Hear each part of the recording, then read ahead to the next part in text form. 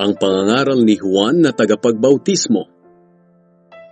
Dumating ang panahon na si Juan na tagapagbautismo ay pumunta at nangaral sa ilang ng Judea. Ito ang kaniyang sinasabi, "Magsisi na kayo sa inyong mga kasalanan, dahil malapit na ang paghahari ng Diyos."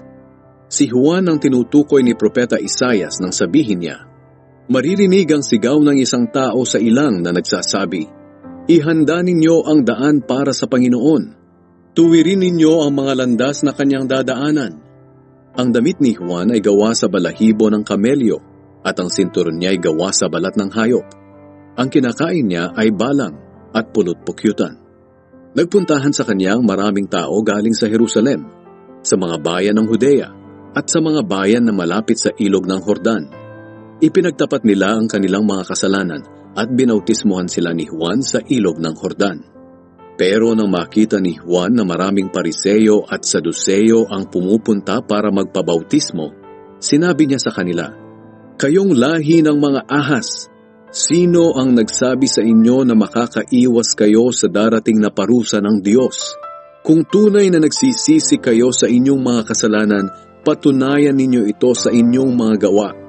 Huwag ninyong isipin na hindi kayo mapaparusahan dahil mula kayo sa lahi ni Abraham. Tandaan ninyo, kahit ang mga batong ito ay magagawa ng Diyos na maging mga anak ni Abraham.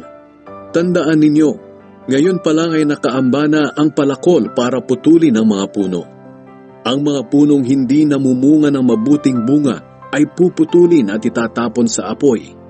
Binabautismuhan ko kayo sa tubig bilang tanda ng inyong pagsisisi. Ngunit may isang darating na kasunod ko, mas makapangyarihan siya kaysa sa akin. Ni hindi ako karapat-dapat na maging alipin niya. Babautismuhan niya kayo sa banal na espiritu at sa apoy.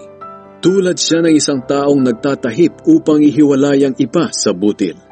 Ilalagay niya ang mga butil sa bodega, at ang ipa ay susunugin niya sa apoy na hindi mamamatay kailanman."